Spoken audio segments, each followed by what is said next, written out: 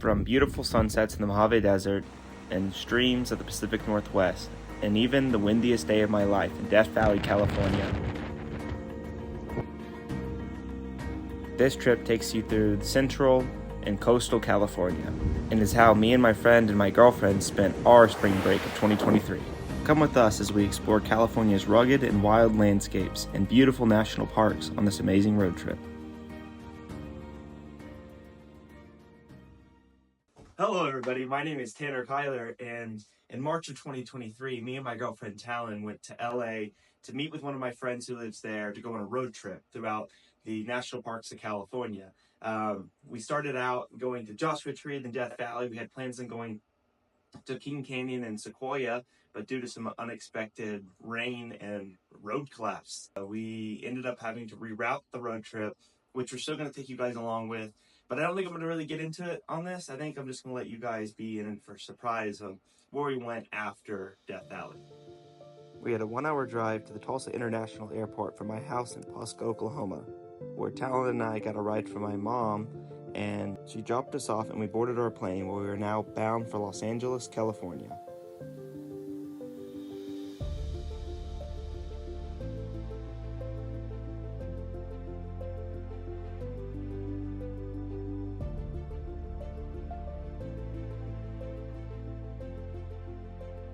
We had arrived to Los Angeles, and we were picked up by my friend Tack and taken to our hotel that he had purchased us because he was going to be busy in his house throughout the night and wanted us to have a good night's rest. But before this, something funny had happened. Tack accidentally dropped us off at the wrong hotel and then drove away, leaving us there to have to call him and have to come pick us up and drive us back to this place. We were really tired after a long day of flying. We decided to get to bed early so we could wake up and explore the next day. The next morning we woke up and walked around the hotel and explored the area of Calabasas, California, as we waited for Tack to come pick us up so we could go to Malibu Beach. If you freaking worried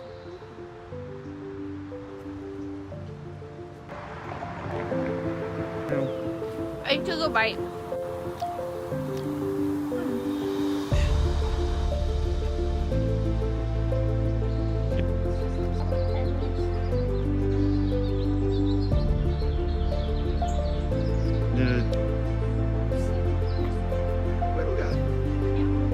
Here's so for reference.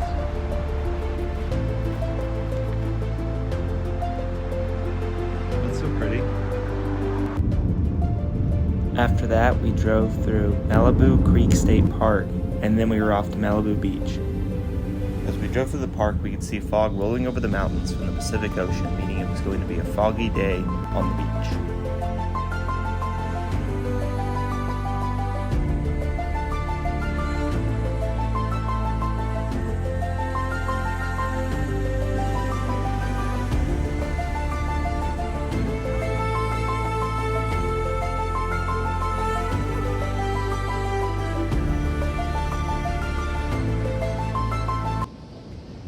Hung out at the beach and took photographs for around an hour, and then we went and had lunch, and Talon and I had squid steak sandwiches at a local seafood restaurant.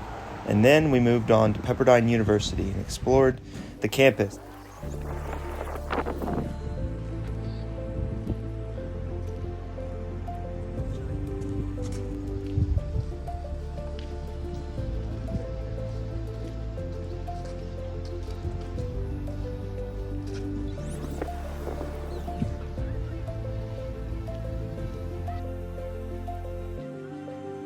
After Pepperdine University, we headed towards the interior of LA, where my friend was going to drop me and Talon off at Rodeo Drive, and we would have 4 to 6 hours of time to leisurely explore LA, and we decided to go to Beverly Hills while he had acting class.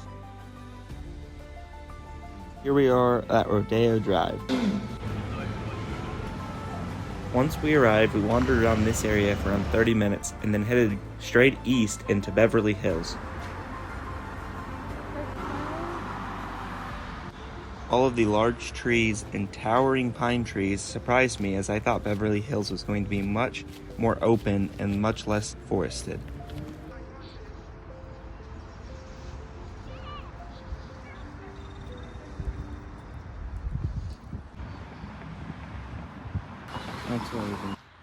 We wandered through the nice parks of Beverly Hills and then eventually sat down and rested for a little while before heading back down towards Rodeo Drive to be picked up by Tack.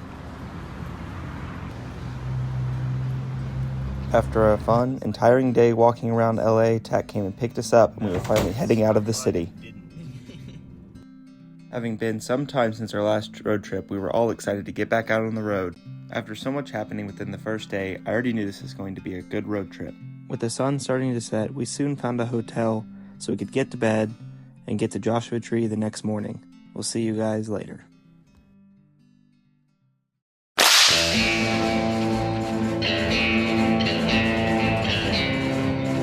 Welcome to Joshua Tree National Park. Our first stop was sunrise at the Cholla Gardens.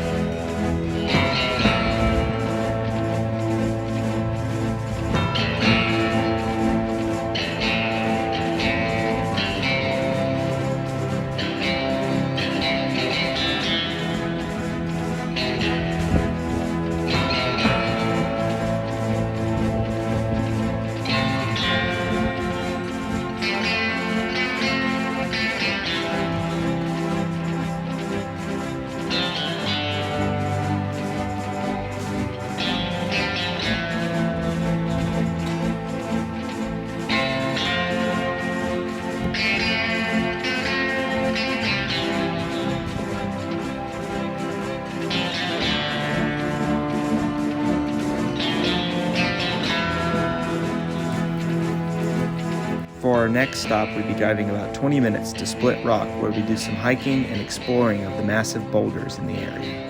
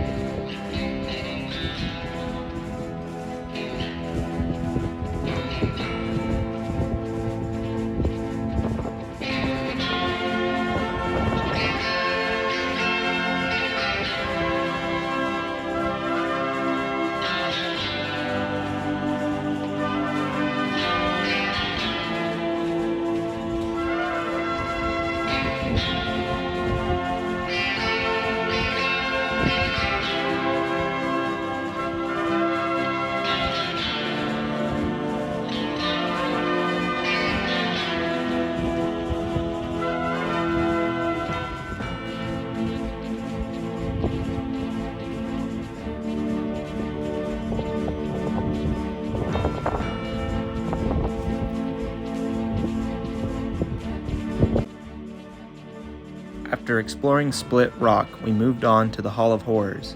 I was excited for this area because there was going to be giant Joshua trees, some reaching 40 feet tall, which are absolutely massive. The Joshua trees that you're looking at right now, some get up to 60 feet tall, which is really impressive because most yuccas do not get near that height. But with Joshua trees being the tallest yuccas on Earth, some can reach 85 feet in height, which is as tall as an 8-story building, which is truly mind-blowing. We had arrived to the Hall of Horrors Trail. Here, we will see some absolutely massive Joshua trees.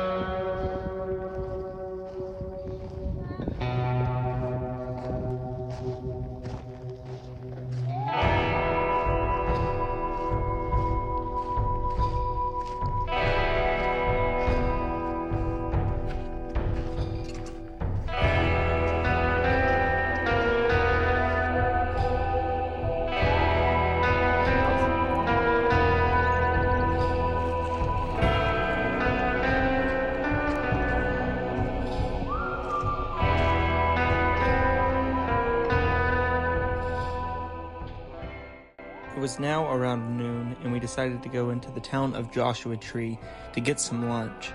We also checked out some local shops, and Talon got herself a hat to protect herself from the sun, and I saw the largest prickly pear I'd ever seen in my entire life. Once we were done in the town of Joshua Tree, we headed back into the national park, where we were heading to our final hike of the day at Ryan's Mountain. We timed the hike so we could get to the peak around sunset, and we could watch the sunset from the top of the mountain.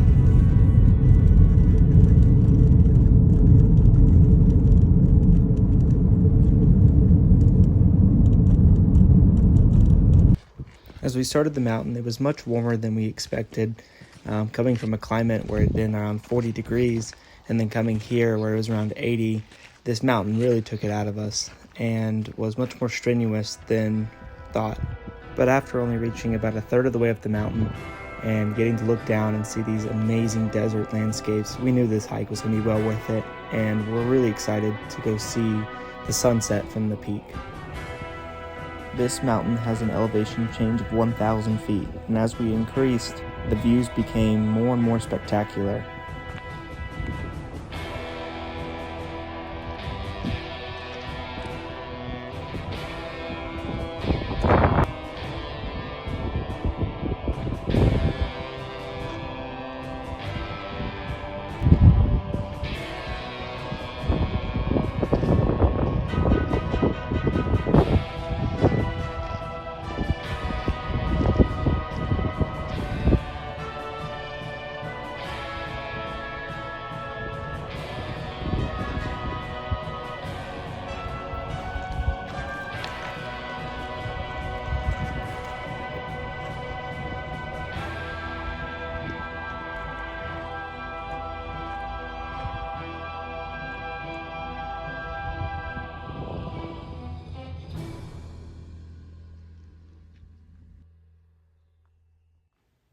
We made it to the peak around an hour before sunset, and this gave us plenty of time to relax and enjoy the views before we had to head back down.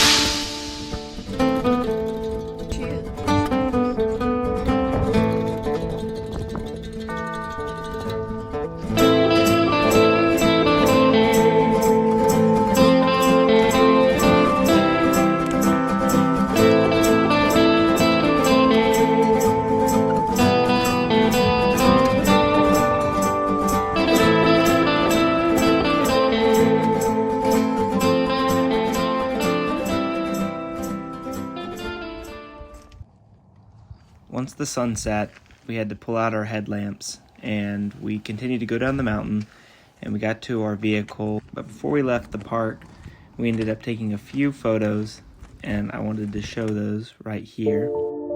If you enjoy either one of these photos, make sure to go check out my Instagram at TheWorldThroughPhoto, where you can see a collection of all of the photos that I've captured throughout my travels. The next morning, we headed to Death Valley, and as we came closer to the region, the plant life became more and more scarce, making it more like another planet.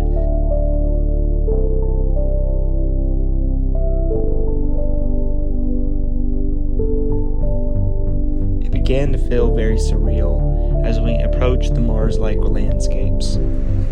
I stopped here to use the restroom and noticed the wind was picking up, but little did I know I was about to experience the windiest day of my life.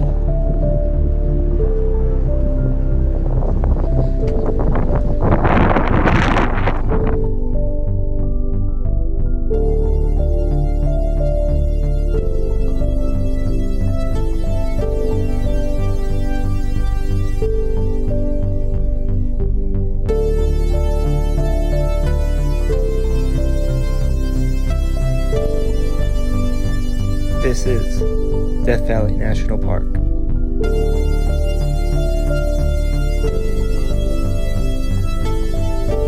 We started with Dante's View Trail, which overlooks the Salt Flats and the Badwater Basin of Death Valley National Park.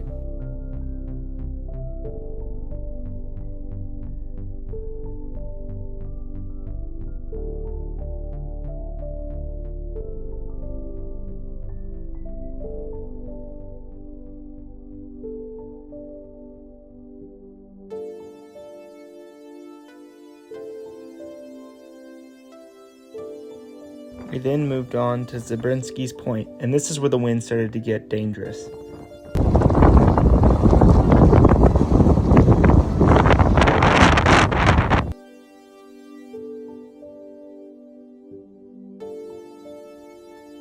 As I was filming Zabrinski's Point right here, only in a few moments after this video, about an 80 to 100 mile an hour gust of wind hit Talon and I, and we had to hold each other not to get blown away near the edge of the cliff. Because of the intense wind and the elevation of that area, we decided to get out of there and head to a flatter location, and this place was called the Devil's Golf Course.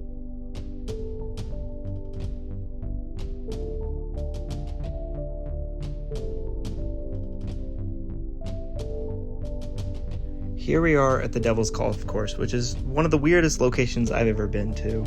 There's pretty much like 10 miles of these crystal-like structures that stretch on through the valley, and this is a salt flat here, and as it dries it forms these tall crystals, and that's how it gets its name as the Devil's Golf Course. But it almost feels like a complete different world here without a plant in sight.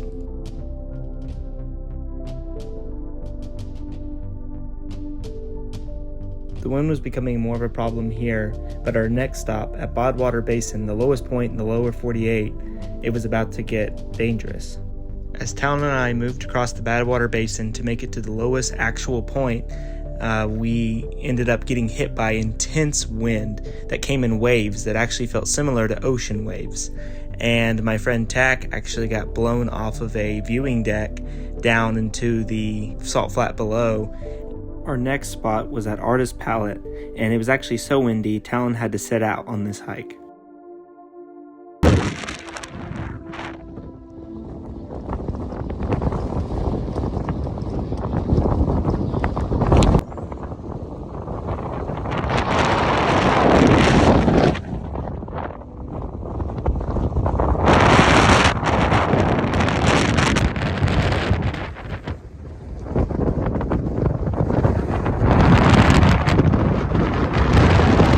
Now that we're back in the car, I can say that I actually had to sit down and put my head down in the wind for around 2 minutes because it was so intense. I was worried about getting blown away. Now we had one final hike. Luckily this one was in a canyon, so it was much less windy. And this is the Golden Canyon to Red Cathedral Trail. An interesting fact about the Golden Canyon is that it is where R2-D2 in the first Star Wars A New Hope, it's the canyon he is abducted by the Jawa in on the planet Tatooine.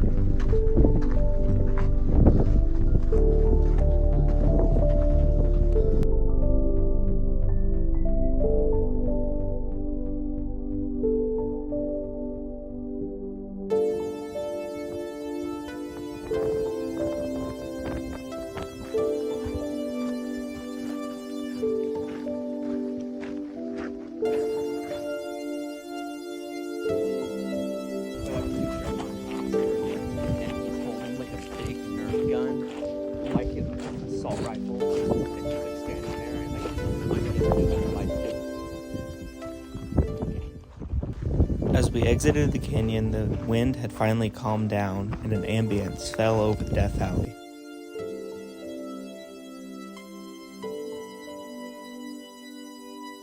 As we exited the park, we made one last stop at the Mesquite Flat Sand Dunes.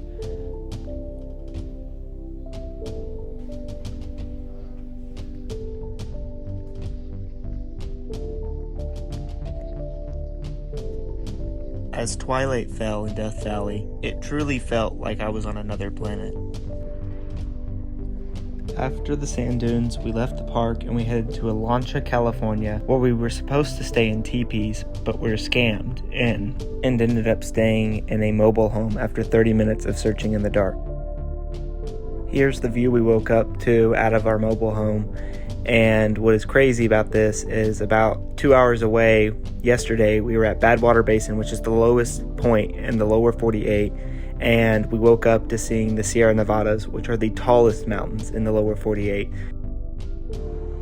We picked up some sandwiches here at this gas station, and then we decided to go up into the Sierra Nevadas to go explore and see what we could find, because the roads had collapsed into King Canyon and Sequoia, and so we are not able to get into there because the parks were shut down due to the heavy amount of rain they received in the spring of 2023.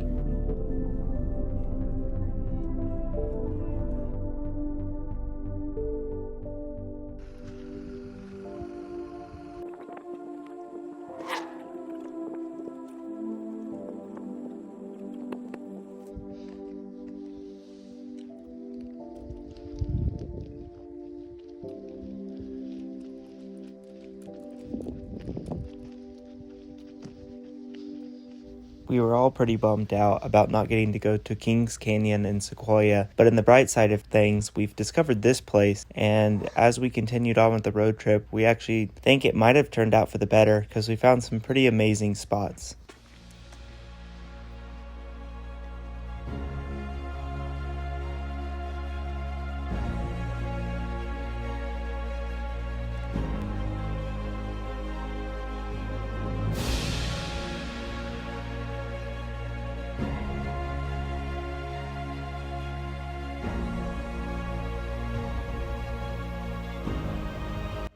We turned down this random dirt road on accident, thinking it was the entrance to the Red Rock Canyon State Park, so we had to pull a U-turn and go back, but it was definitely worth the stop.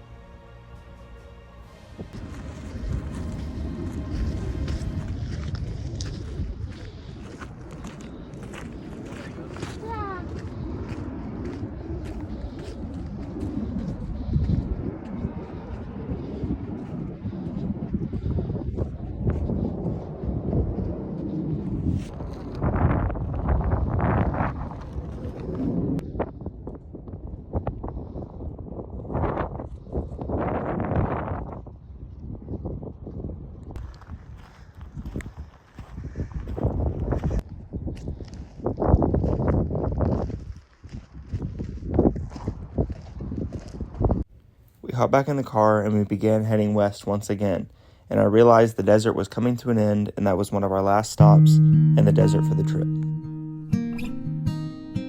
As the topography started to change, everything became more and more green as we headed towards the coast, and we started to see grasslands and wildflowers once again.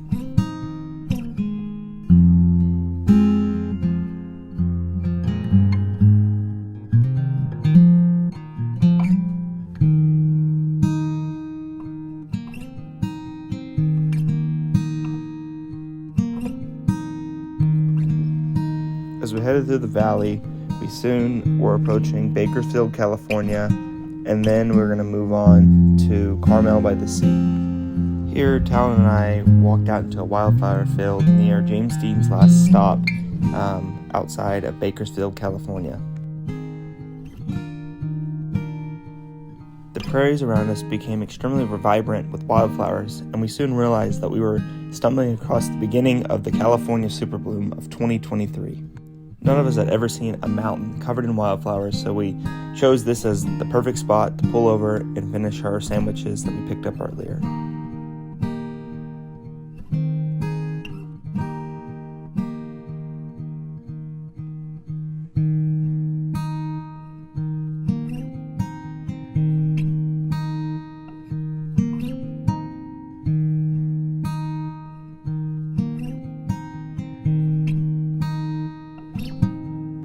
As we drove through the valley, we all were excited to get to Carmel by the sea so we could see the Pacific Ocean once again.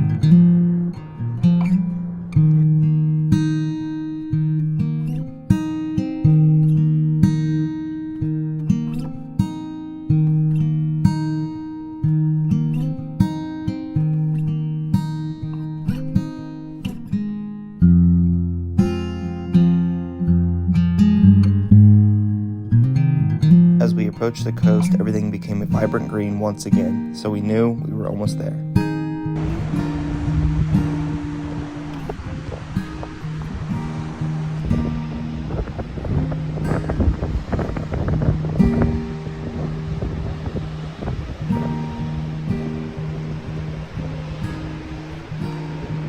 Before we went to the hotel, we decided to watch sunset at a pebble sand beach right outside of where our hotel was.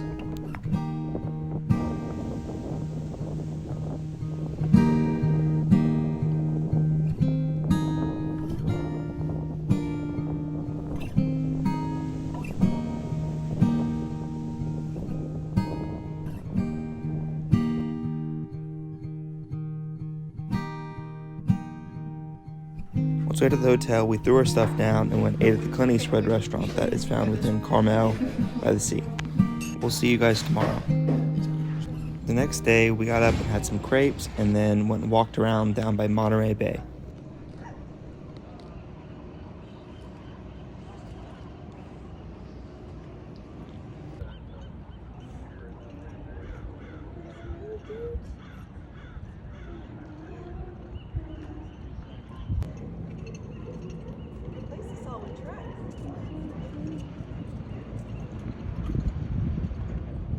After seeing the sea otters, we walked around and saw some succulent and cacti gardens that they had around the area, and then continued moving south towards Big Sur State Park down Interstate 1.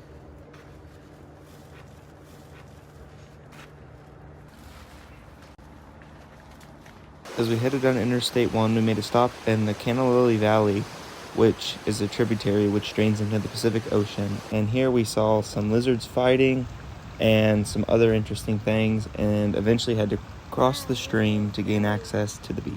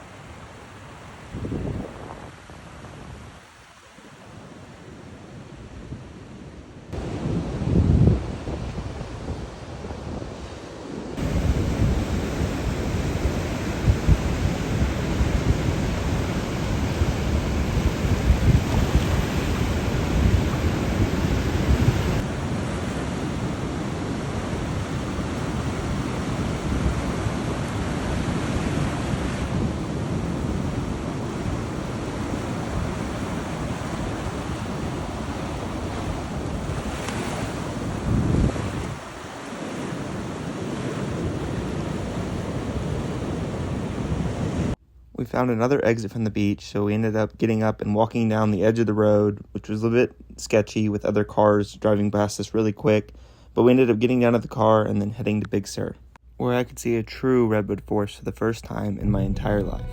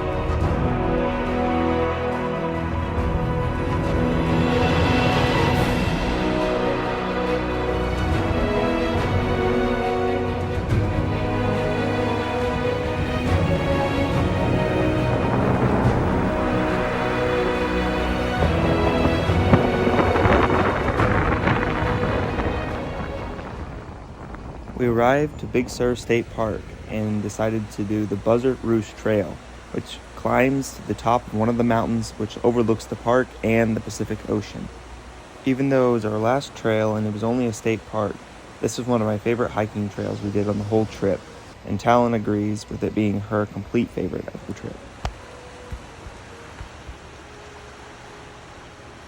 The river was running hard with the amount of rain they received this spring, but the amount of rain also brought on something else that I really enjoy, and that is mushrooms.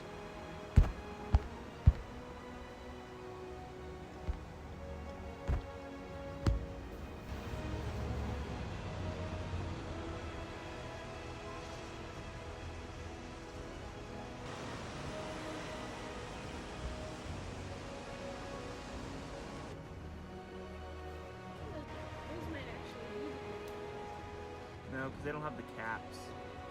The nipple.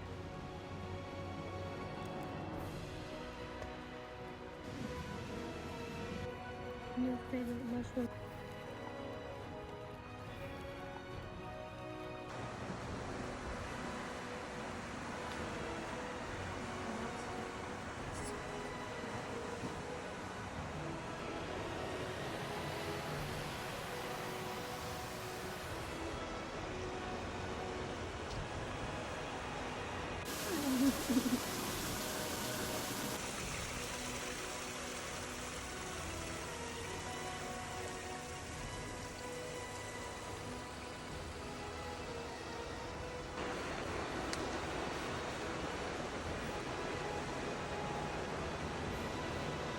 One's like fractals.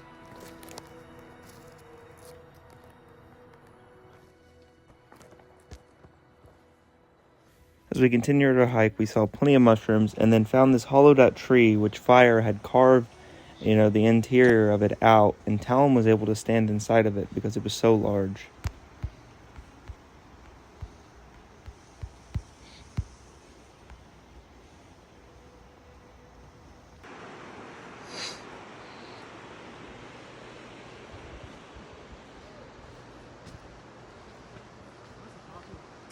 We found this crazy looking lion's mane type mushroom, and then we kept moving on, and as the elevation increased up the mountain, the views of the park became more and more spectacular.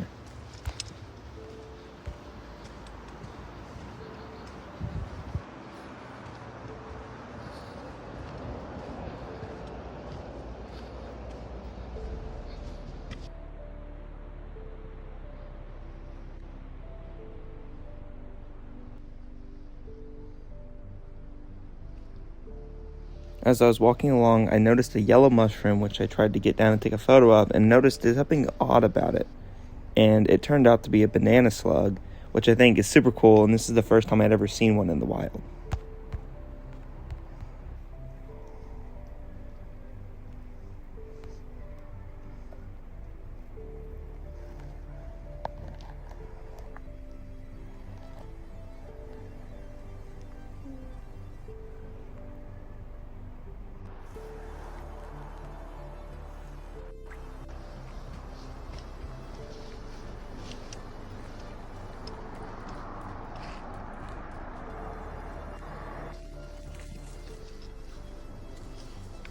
Banana slug.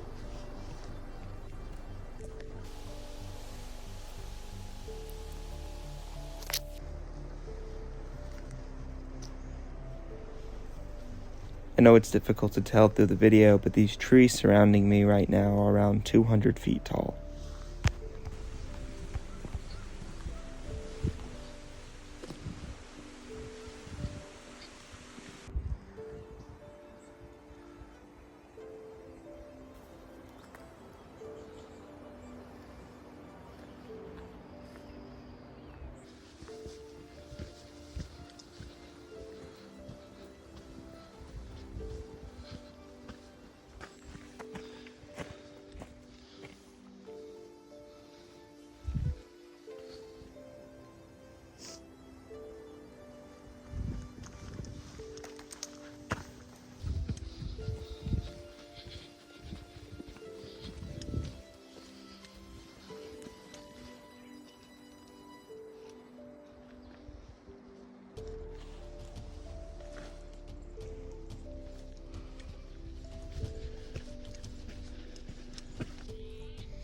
As we reached the summit of the mountain, we started seeing these beautiful blue flowers everywhere that filled the air full of this wonderful scent.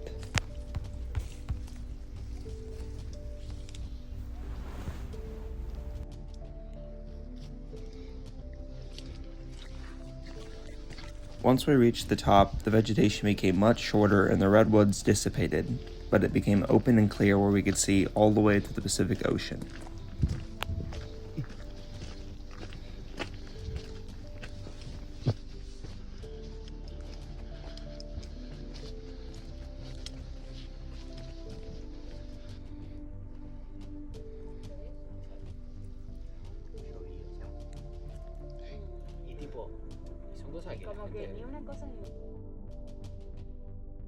We spent about 30 minutes at the summit and then started our way back down the mountain. This was the first time I'd ever been into a rainforest of any kind. This is a temperate rainforest, but the day we were there was extremely humid and muggy, around 70 degrees with about 95% humidity, making it feel as if we were walking through a swamp.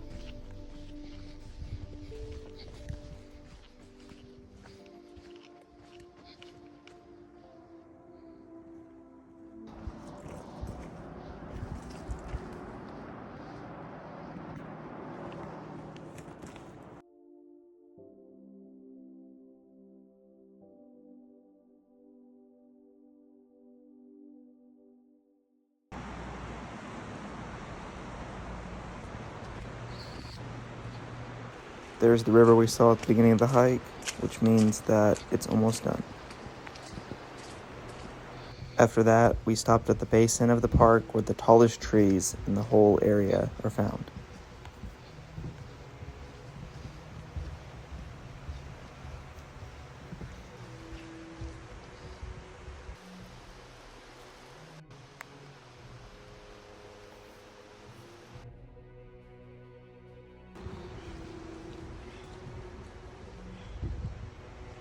After seeing these giant trees, we are officially done with Big Sur State Park. We hopped in the car and we headed back towards LA. As sad as it was, the trip was now coming to an end.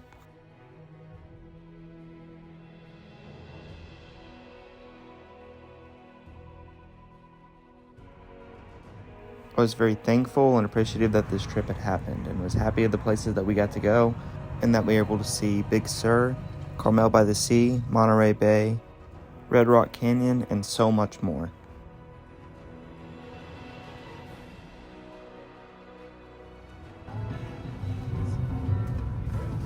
As we drove through the valley, we made one last stop at a barbecue restaurant for dinner. And we moved back to LA, where we slept at Tack's house, and then got up the next morning and flew back to Oklahoma.